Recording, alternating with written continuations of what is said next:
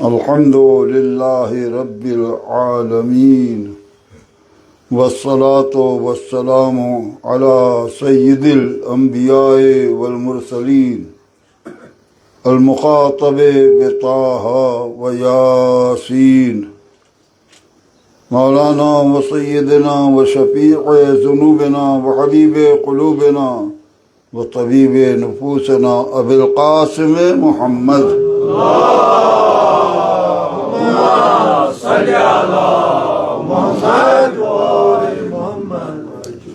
وآلہ الطیبین الطاہرین المعصومین المظلومین ولعنۃ اللہ علی اعدائہم وقتلتہم وغاصبی حقوقہم اجمعین من الآن الى قیام یوم الدین اما بعد وقد قال سبحانه تبارك وتعالى وقوله الحق بسم الله الرحمن الرحيم ومن يسلم وجهه إلى الله وهو محسن فقد استمسك بالعروة الوثقى صلوات صل على محمد وآل محمد.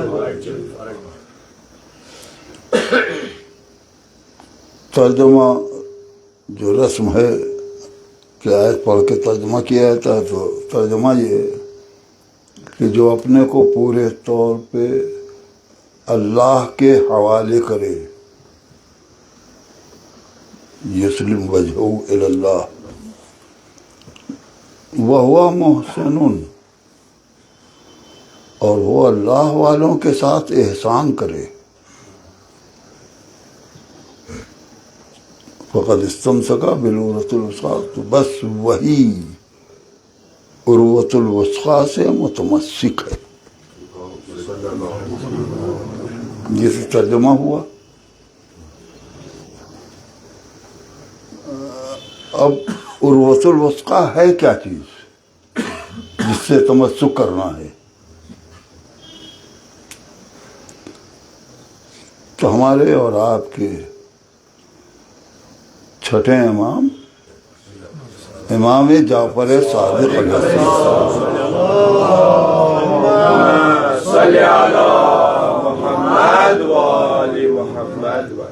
کا فرمان ہے کہ عروۃ الوثقی سے مراد حبنا اہل البیت،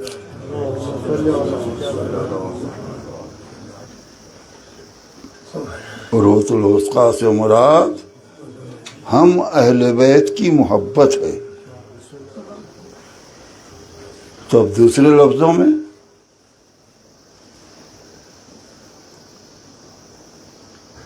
عروۃ الوثقی سے مراد جب محبت اہل بیت ہے، تو محب اہل بیت کون ہے؟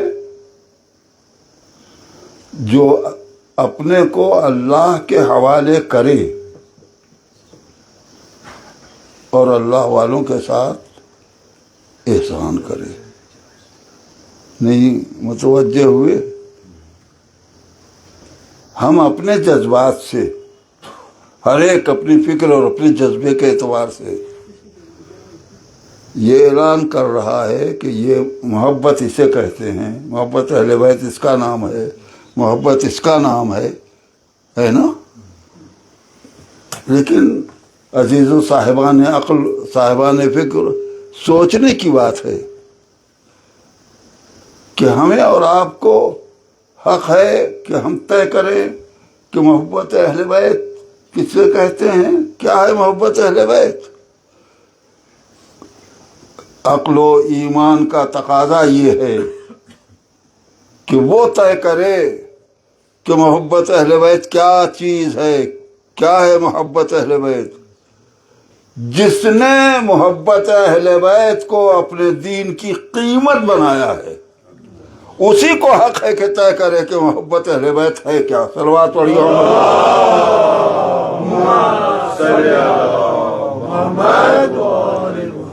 وہ اپنے مال کی قیمت کو پہچانتا ہے لہذا وہی طے کرے گا کہ ہمارے مال کی قیمت کیا ہے. تو ہمیں اور آپ کو حق نہیں ہے کہ ہم طے کر لیں کہ محبت اس کو کہتے ہیں. اور جب یہ مرحلہ آگے آیا تو قرآن مجید کی اس آیت کریمہ نے واضح کر دیا کہ پروردگار عالم کی نگاہ میں محبت اہل بیت دو چیزوں کا نام ہے: اللہ والا بننا اور اللہ والوں کی خدمت کرنا. صلوات اللہ صلی اللہ محمد محمد. یہ تو لفظیں آسان تھی، میں نے کہہ دی اللہ والا بننا. اصل مسئلہ تو تسلیم، اپنے کو سپورٹ کرنا. وَمَن یسلم، وہ ہے محب اہل بیت جو اپنے کو اپنے اللہ کے، اپنے معبود کے حوالے کر دے، اس کے سپرد کر دے اپنے کو. تو اب مسئلہ یہاں پہ پھر غور طلب ہے کہ وہ سپردگی ہے کیا چیز، کیا سپرد کر دے. مال سپرد کر دے، اولاد سپرد کر دے، طے کرنا ہوگا نا کہ کون سی شے ہے کہ جس کو سپرد کرنے کا نام محبت اہل بیت ہے.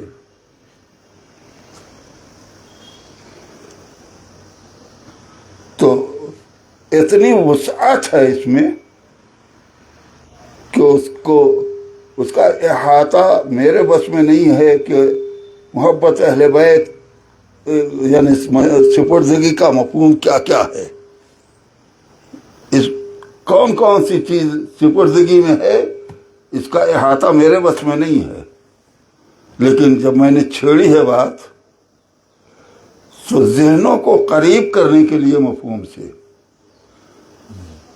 مجھے ایک مثال دینے دیجئے تاکہ بات واضح ہو جائے. صلوات پڑھیے محمد اور آل محمد.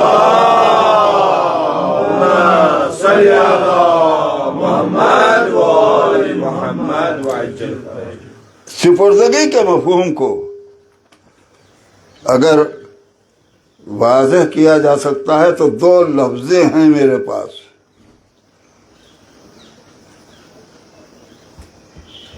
کون سی دو لفظیں؟ آقا، غلام.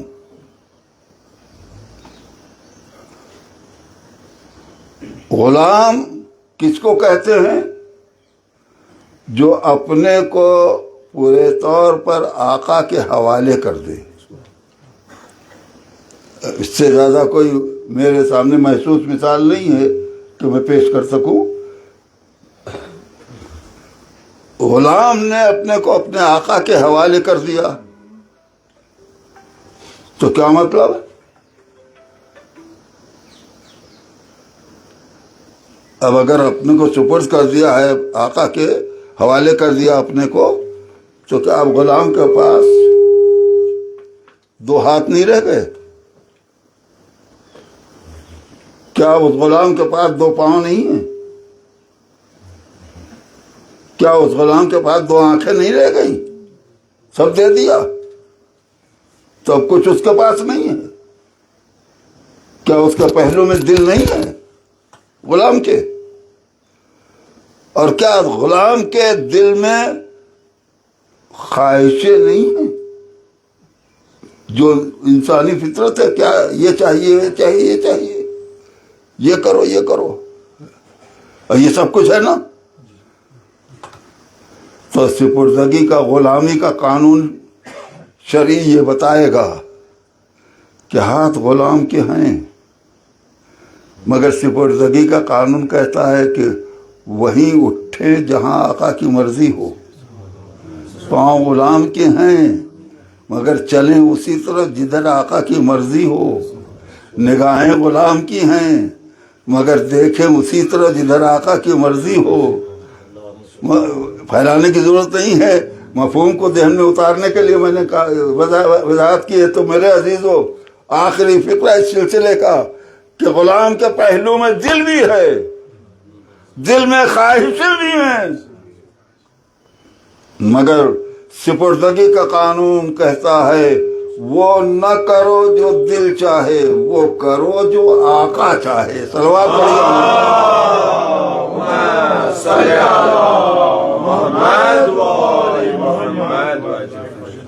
اب اگر یہ مفہوم ذہنوں میں اتر گیا تو اب سمجھ لو محبت اہل بیت کا تقاضا کیا ہے. محبت سپردگی کا نام ہے. سپردگی کا تقاضا یہ ہے کہ ہاتھ تمہارے ہیں، اٹھے اسی طرح جدھر آقا کی مرضی ہو، پاؤں تمہارے ہیں، چلیں اسی طرح جدھر آقا کی مرضی ہو، آنکھیں تمہاری ہیں، تم محب اہل بیت ہو، اسی طرف دیکھو جدھر آقا کی مرضی ہے. وہی کرو جو آقا چاہے، وہ نہ کرو جو دل چاہے. صلوات پڑھیے محمد.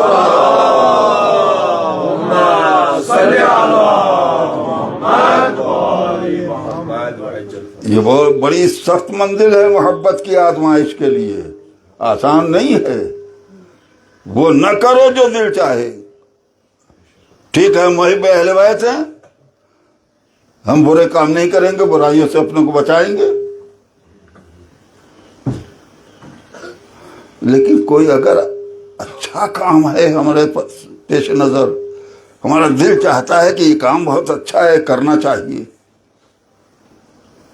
تو سپردگی کا قانون کیا کہتا ہے؟ وہ نہ کرو جو دل چاہے، وہ کرو جو آقا چاہے. تو کتنا ہی اچھے سے اچھا کام کیوں نہ ہو، اگر آقا کی مرضی نہیں ہے تو اپنی خواہش کو قربان کر دو. وہ نہ کرو جو تمہارا دل چاہتا ہے، وہ کرو جو آقا چاہتا ہے. نہیں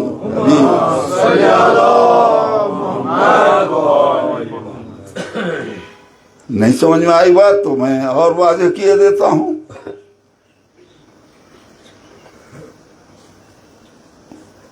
ایک ہستی تھی کربلا میں کہ جس نے غلامی کا دم بھرا تھا. کربلا پڑھی جاتی ہے، سنی جاتی ہے، سمجھی کم جاتی ہے. یہ نہیں کہتا کہ نہیں سمجھی آتی، سمجھی کم جاتی ہے. ضرورت ہے کربلا کو پہچانا جائے، سمجھا جائے. اسی کا ایک جزی میں اس وقت آپ کے سامنے عرض کر رہا ہوں. تاریخ نے کیا بتایا کربلا کی؟ دشمن نے آ کر کہا خیمے ہٹاؤ فرات سے.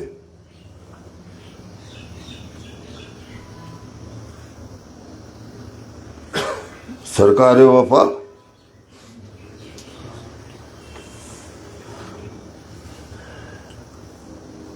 انہوں نے نیام سے تلوار نکالی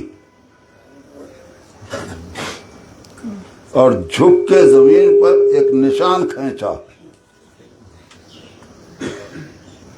اور وہی تلوار پھر فضا میں بلند کر کے نعرہ لگایا، خبردار اس نشان کے آگے ایک قدم نہ بڑھے.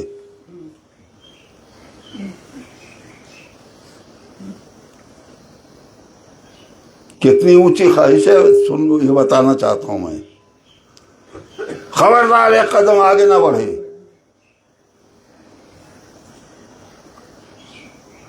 کیا چاہتے تھے؟ خواہش کیا تھی؟ یہی نا کہ خیمے نہ ہٹیں تاکہ آقا کے بچے پیاسے نہ رہیں. چاہنے والوں، ماتمداروں، سوگواروں، کتنی اونچی خواہش ہے یہ. خیمے نہ ہٹے تاکہ بچے پیاسے نہ رہیں. العطش کا نعرہ بلند نہ ہو خیمے سے. اتنی اونچی خواہش. اور ایک آواز کان سے ٹکرائی، بھیا عباس. منظر پلٹ گیا. وہی جری جس نے نیام سے تلوار نکال کر زمین پہ جھک کے خط کھینچا تھا، یہ تاریخ پڑھی جاتی ہے رونا رلانے کے لیے نا، مگر میں پیغام کی حیثیت سے پیش کر رہا ہوں اس وقت۔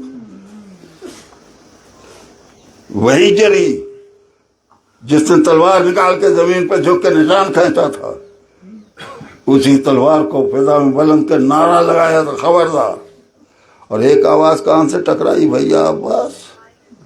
اب منظر بدل گیا، اسی جری نے فضا سے تلوار گرائی، نیام میں رکھی اور جھکے زمین پر۔ جھکے کاہے کے لیے؟ نشان بنانے کے لیے نہیں، نشان مٹانے کے لیے نہیں، اپنے ہاتھوں سے خیمے کی تنابیں کھولنے لگے۔ جو چاہتا تھا کہ خیمے نہ ہٹیں تاکہ آقا کے بچے پیاسے نہ رہیں، اتنی اونچی خواہش تھی۔ اگر عباس اس آواز پہ کان نہ دھرتے، بھیا عباس کی آواز پہ، اور جنگ کرتے، تو کیا کسی کو کوئی ہمت تھی کہ سرکار وفا کو کوئی برا کہتا؟ کہا اتنی اونچی خواہش تھی، نہیں مانی بات آقا کی، صرف اس لیے کہ بچے پیاسے نہ رہیں۔ مگر سرکار وفا نے کہا غلامی کا دم بھرا ہے، سپردگی کا تقاضا یہ ہے، وہ نہ کرو جو دل چاہے، چاہے کتنی ہی اونچی خواہش کیوں نہ ہو۔ یہ پیغام سرکار وفا نے کربلا سے دیا ہے کہ وہ قربان کر دو جو تمہارا دل چاہتا ہے، وہ کرو جو آقا چاہتا ہے۔ تلوار پڑھیے، سپردگی کا نام ہے، اس کے فرمان کے آگے کسی کو دم مارنے کی گنجائش نہیں ہے۔ اس نے طے کیا ہے کہ محبت سپردگی کا نام ہے، اور سپردگی کا تقاضا ہے کہ وہ کرو جو آقا چاہے، وہ نہ کرو جو دل چاہے۔ بس ایک صلوات پڑھ لیے محمد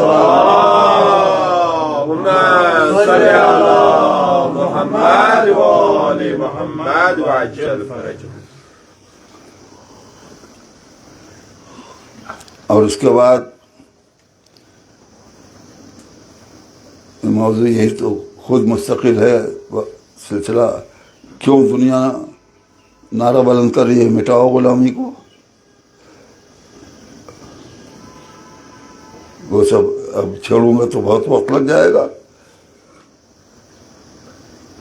قدرت نے اسی غلامی کے نعرے کو، اسی ابدیت کو اتنی بلندی دی ہے، شریعت کے اعتبار سے بھی اور عمل کے اعتبار سے بھی، کہ اسی عبد کی لفظ کو معراج تک پہنچایا ہے۔ نہیں غور کیا آپ نے؟ میں ارباب فکر صاحبان علم تشریف فرما ہیں، میں یہ کہنا چاہتا ہوں کہ اس غلط فہمی میں نہیں رہنا چاہیے کہ ہمارے نبی کو جو معراج ملی ہے وہ نبوت کی بنیاد پہ، رسول کو جو معراج ملی ہے یہ نہ سمجھنا کہ رسالت کے بل پہ معراج ملی ہے۔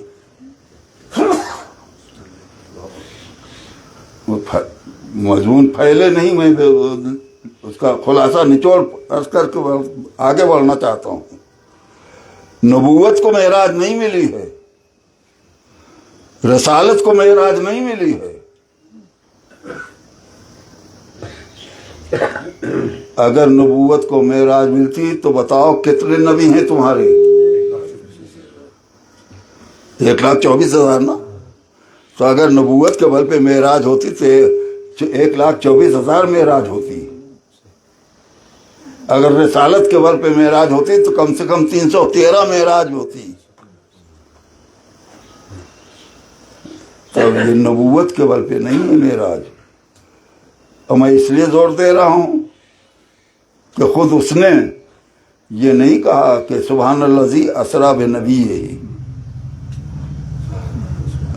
وہ پاک ہے پروردگار جو اپنے نبی کو لے گیا، یہ نہیں کہا۔ سبحان الذی اسریٰ برسولہ ہی نہیں کہا ہے، سبحان الذی اسریٰ بعبدہ، اپنے عبد کو لے گیا۔ عبد کے معنی بندہ، غلام۔ صلوات پڑھیے محمد۔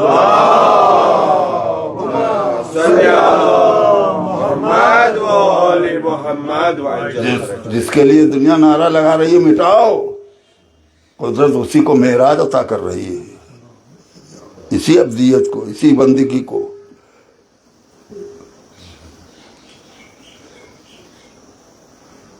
اور اب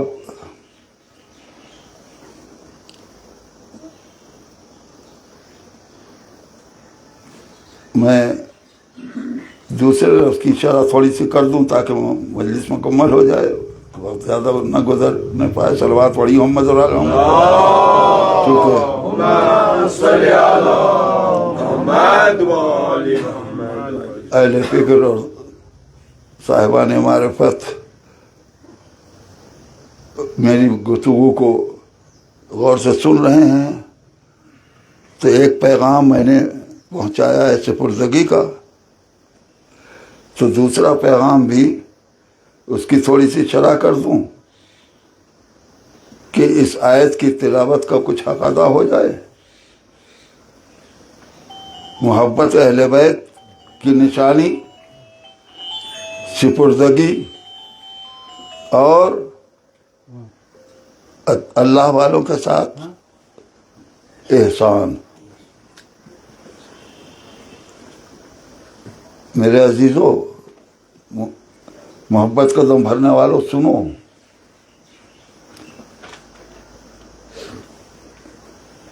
احسان ہر نیکی کا نام نہیں ہے۔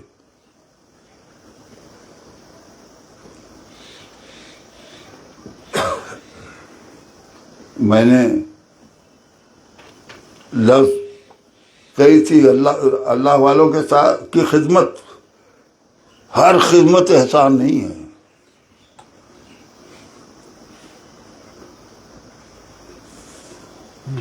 ہر خدمت احسان نہیں ہے۔ احسان اس خدمت کا نام ہے میرے بچوں، عزیزوں، سنو بزرگوں، احسان اس خدمت کا نام ہے جس خدمت میں پہل پائی جائے، سبقت، پہل۔ جس خدمت میں پہل ہے وہ خدمت بنتی ہے احسان۔ اور اب اس کے بعد بدلہ چکاؤ تو ممکن ہی نہیں ہے کہ بدلہ چکائیں۔ پھر لفظ میری غور کر طلب ہے، میں کہہ رہا ہوں کہ بدلہ ممکن ہی نہیں ہے، جبکہ قرآن کہہ رہا ہے هل جزاء الاحسان الا الاحسان، احسان کا بدلہ بس احسان۔ میں اسی لیے تو کہہ رہا ہوں کہ احسان کا بدلہ احسان ہے نا، تو احسان کا بدلہ ہے ہی نہیں کچھ۔ یہ کیا مطلب کہ احسان کا بدلہ احسان ہے اور احسان کا بدلہ کچھ نہیں؟ بات یہ ہے کہ احسان اس خدمت کا نام ہے جس میں پہل ہو۔ اب بعد والا اس محسن کی جتنی بڑی خدمت کرے وہ بدلہ نہیں ہے، کیوں؟ اس لیے کہ پہل نہیں ہے۔ اب بعد والا پہل کہاں سے لائے؟ اور جب پہل نہیں ہے تو احسان نہیں ہے۔ تو قرآن کا ہی تو اعلان ہے کہ احسان کا بدلہ بس احسان۔ تو تمہارے پاس ہے ہی نہیں پہل کہ تم بدلہ چکا سکو۔ صلوات پڑھیے محمد اور آل محمد۔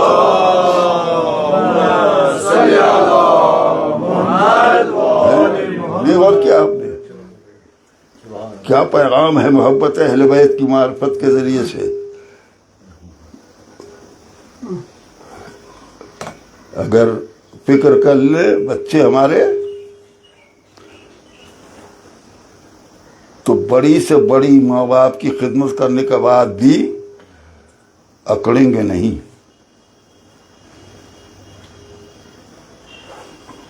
کیا ہے یہ جو اولاد خدمت کر رہی ہے ماں باپ کی؟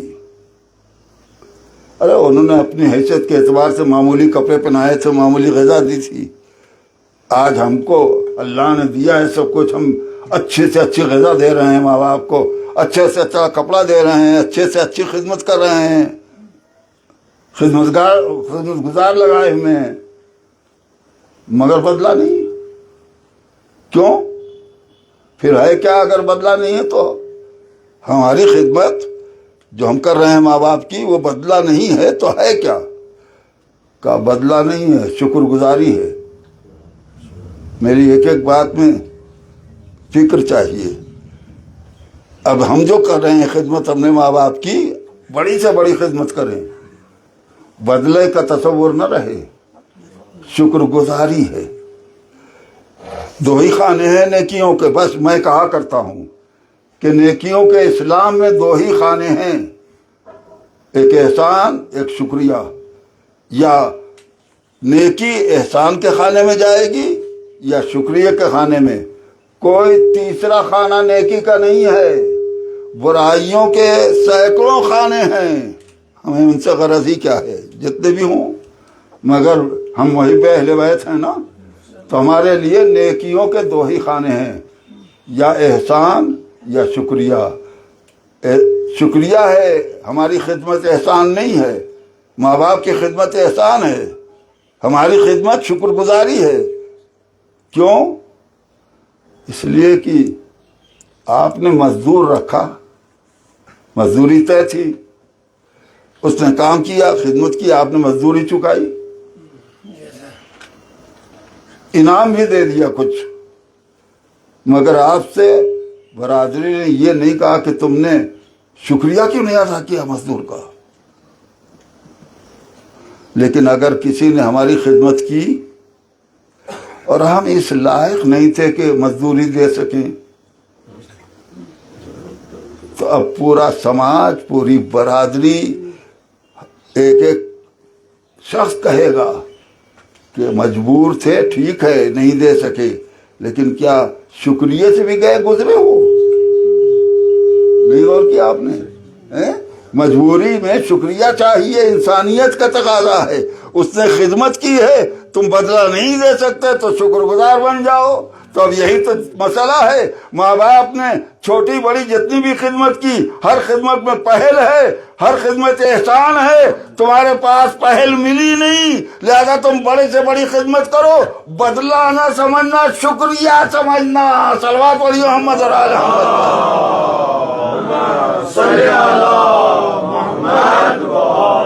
اور جب شکریہ کا احساس رہے گا بڑی سے بڑی خدمت کرنے کے بعد بھی، تو عاجزی کا احساس رہے گا. شکریہ عاجزی کا تقاضا ہے. عاجزی کا احساس رہے گا تو عاجز کبھی گھڑکا نہیں کرتا، عاجز کبھی اکڑا نہیں کرتا. لہذا اولاد اگر سمجھ لے اس فلسفے کو تو کبھی ماں باپ کے سامنے اکڑ کے نہیں آئے گی. اگر انسانیت ہے تو سر جھکا کے آئے گی، شان ذلت کے جھکائے رہیں گے، اکڑ نہیں پیدا ہوگی. تو یہ ساری تعلیم سمٹی ہے اسی ایک فلسفے میں. غور کیا آپ نے؟ تو اب پہل جس کے پاس ہے اس کی خدمت ہے احسان، اور جس کے ہاں پہل نہیں ہے اس کی خدمت ہے شکریہ. اب سمجھ میں آیا کہ اللہ نے اپنے شکریہ کے ساتھ ماں باپ کا شکریہ کیوں مانگا ہے. انشکر لی ولی والدیک، میرے شکر گزار بنو اور اپنے ماں باپ کے. معلوم ہوا کہ نہ اس کے احسانات کا بدلہ ہم دے سکتے، نہ ماں باپ کی خدمتوں کا بدلہ چکا سکتے. صلوات پڑھیے محمد. بس تو مختصر یہ ہے کہ محبت اہل بیت کی پہچان سپردگی اور احسان. اب سمجھ میں آئی بات؟ محب اہل بیت کون ہے؟ جس کی خدمت میں پہل پائی جائے. اب معاشرے کا ماحول جائے، اس پر غور کر لیجئے ہمارا معاشرہ کیسا ہے. وہ ہم کو سلام نہیں کرتے، ہم کیوں ان کو سلام کریں؟ وہ ہمارے یہاں نہیں آتے، ہم کیوں ان کے یہاں جائیں؟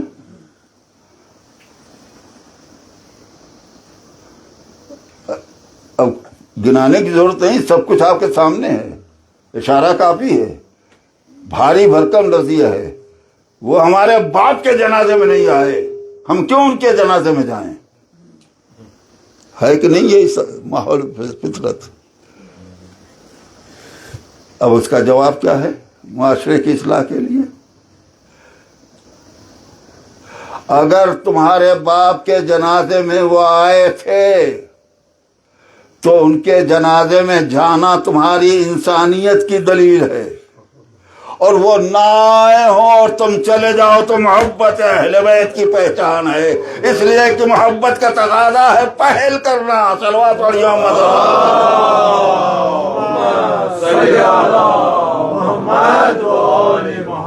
ساری خرابیاں معاشرے کی دور ہو جائیں گی اگر اسی ایک بات پر فلسفے پر غور کر لیے. بس اتنا بہت ہے عزیزان محترم. احسان چاہیے, احسان کے لیے پہل چاہیے. لہذا محبت کی پہچان قدرت نے بتائی ہے. دو چیزیں ہیں, ایک سپردگی اور دوسرے احسان. احسان میں پہل چاہیے. اگر بات تمام ہو گئی تو میں اب مجلس بھی تمام کیے دیتا ہوں یہیں سے معال مجلس کی طرف آتے ہوئے.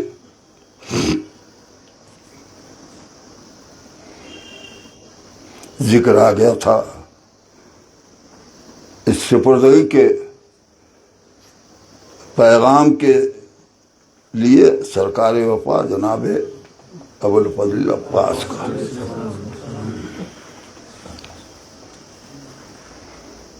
غلامی کا دم بھرا ہے.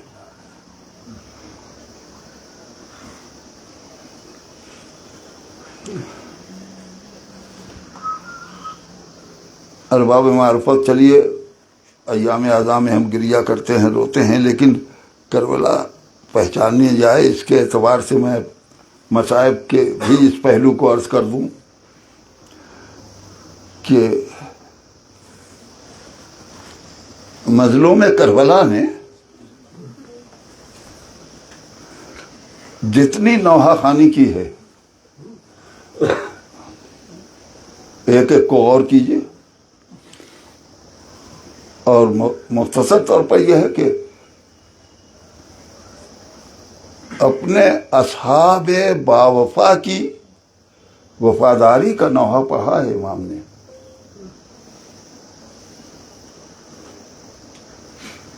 لیکن سرکار وفا, جان وفا, کل وفا جناب عباس کی وفاداری کا نوحہ نہیں پڑھا ہے. بڑی نازک بات کہنے جا رہا ہوں. اصحاب کی وفاداری کا نوحہ پڑھا ہے امام نے.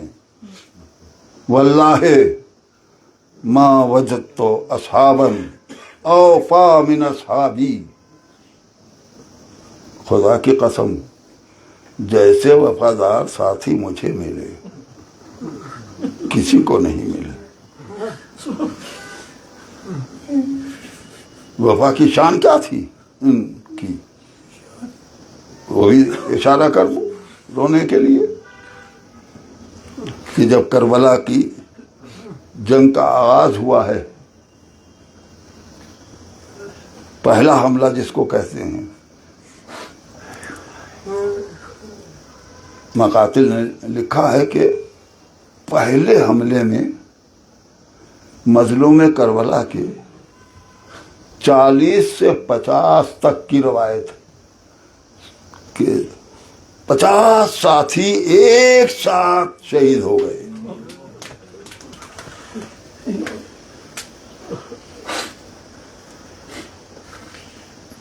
جب 40 یا 50 آوازیں اٹھی ہوں گی, مظلوم کربلا کو سلام کیا ہوگا, آقا میرا آخری سلام.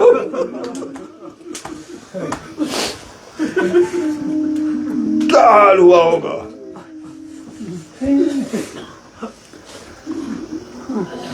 کیوں وفاداری کا نوحہ پڑھایا؟ غور تو کریں اصحاب کی عظمت کو. ایک ساتھ 40 آوازیں یا 50 آوازیں اٹھی تھی. فرزند رسول ہمارا آخری سلام, السلام علیکہ یا ابا عبداللہ، السلام علیکہ یا ابن رسول اللہ۔ آواز اٹھی تھی ایک ساتھ۔ مظلوم کربلا نے اپنے ساتھیوں کا نوحہ پڑھا، واللہ ما وجدت اصحابا اوفا من اصحابی، جیسے ساتھی مجھے ملے اتنے وفادار ساتھی کسی کو نہیں ملے۔ وفا کا عنوان کیا تھا؟ صرف ایک اشارہ یہاں پر ہے جو میں عرض کر رہا ہوں، رونے کے لیے کافی ہے۔ جو 22-25 ساتھی بچے تھے امام کے، شام تک کام آئے ہیں ایک ایک کر کے۔ یہ پہلے ہی حملے میں اتنے ساتھی شہید ہو گئے، تو میں نے سوچنا شروع کیا کہ آخر یہ کیسے ہوا ہوگا کہ ایک ساتھ 50 ساتھی کیسے بچھڑ گئے ہوں گے۔ تو میرا یقین یہ ہے کہ ادھر شقی کی آواز بلند ہوئی، لشکر والوں گوار ہے نا، پہلا تیر میرا جا رہا ہے۔ اس آواز پر کمانے کڑکی، ادھر وفاداروں کی وفا نے کہا تمہارے جیتے جی خیمے تک کوئی تیر نہ جانے پائے۔ خیمے کے سامنے اپنے جسموں کی دیوار بنا لی، آواز آئی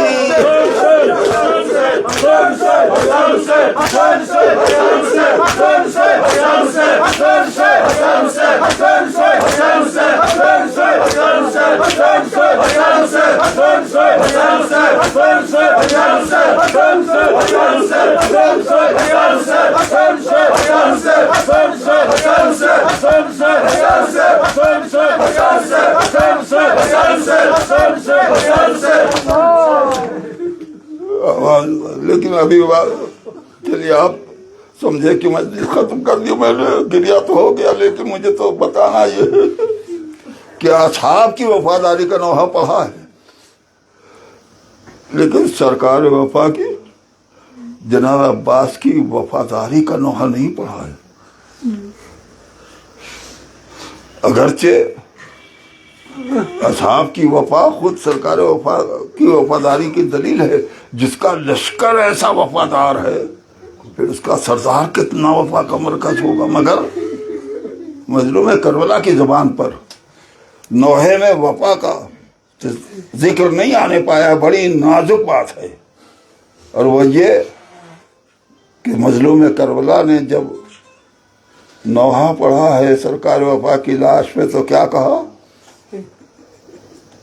الآن انکسر ظہری، بھیا تمہارے مرنے سے کمر توڑ دی۔ یہ نہیں کہا میرے وفادار تمہارے مرنے سے سہارا ٹوٹ گیا میرا، آواز دی بھیا تمہارے مرنے سے کمر ٹوٹ گئی۔ ایک نازک پہلو ہے، آپ کا گریہ رک جائے گا مگر معرفت کے لیے کہہ رہا ہوں۔ کیوں نہیں کہا کیوں جناب عباس کی وفاداری کا نوحہ نہیں پڑھا امام نے؟ عجب نہیں، اس لیے کہ وفا غلامی سے جڑی ہوئی ہے۔ غلام وفا دونوں ایک ساتھ ہیں، وفا غلامی سے جڑی ہوئی ہے۔ سرکار وفا غلامی کا دم بھر رہے تھے نا، غلام نہیں تھے، قوت بازو تھے، علمدار لشکر تھے، برابر کے بھائی تھے، غلام نہیں تھے۔ مگر یہ عباس کے نفس کی بلندی تھی کہ وہ غلامی کا دم بھر رہے تھے، یہ امام حسین کی نفس کی بلندی تھی کہ انہوں نے وفاداری کا نوحہ اس لیے نہیں پڑھا کہ اگر میں غلامی کا نوحہ وفا کا نوحہ پڑھوں گا تو کہیں ایسا نہ ہو کہ غلامی کی تائید ہو جائے، اس لیے یہ نہیں کہا کہ میرے وفادار آوازی میرے بھیا تمہارے مرنے نے قبر توڑ دی۔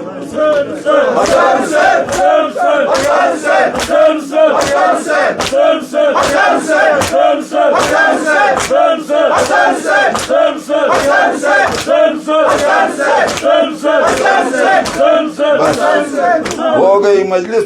بس آخری فقرہ سن لو اور ختم کر دوں. امام کے نوحوں میں سے آخری نوحے کا ذکر کر دوں. بڑی مظلومیت کا نوحہ ہے جو میرے آقا نے پڑھا ہے. وہ اس وقت پڑھا کہ جب 6 مہینے کا لاشا ہاتھوں پر تھا.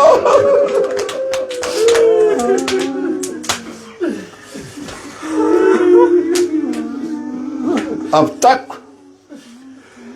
جس کی لاش پہ نوحہ پڑھا اسی شہید کو خطاب کر کے اصحاب کی لاش پہ نوحہ پڑھا. تم سے زیادہ وفادار ساتھی نہیں ملے کسی کو. سرکار وفا کی لاش پہ نوحہ پڑھا. بھیا تمہارے مرنے نے کمر توڑ دی. کڑیل جوان کے لاشے پہ نوحہ پڑھا. آواز دی یا بنیا اے میرے لال. اب جینے کا مزہ جاتا رہا لیکن رونے والوں رو لینا. کیا مظلومیت کی منزل تھی کہ جب 6 مہینے کا لاشا ہاتھوں پر تھا تو اب بے شیر کو پکار کے نوحہ نہیں پڑا. ارے چاہنے والوں کو آواز دی اے میرے شیعوں کاش تم ہوتے تو دیکھتے میرا وہ بچہ جوان ہو رہا ہے جو ناقہ چاہنے سے کم نہیں. لیتکم فی یوم عاشوراء کاش میرے شیعوں تم ہوتے. واہ محمد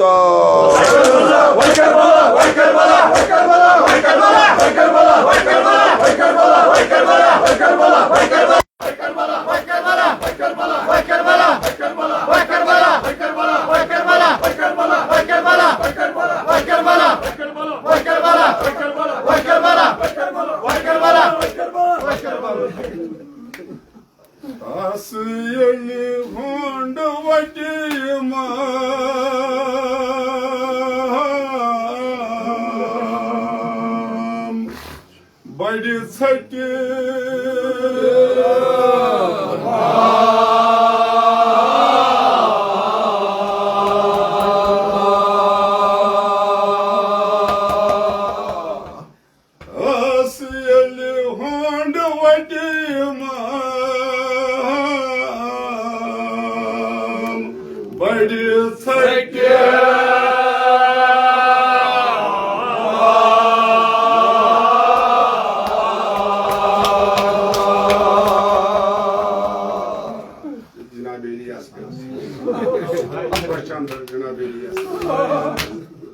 کیا فریاد ہوتی امام حسین نابانر تھج للکر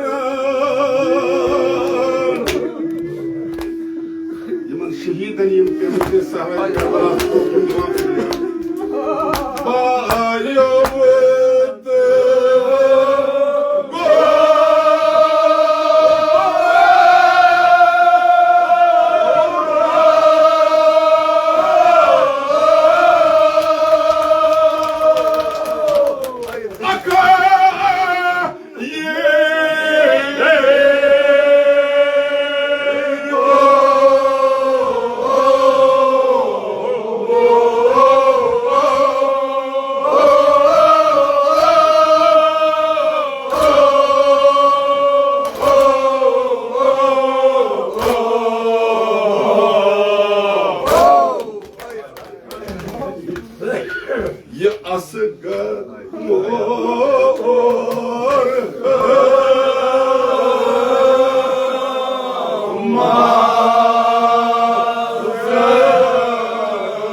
بایو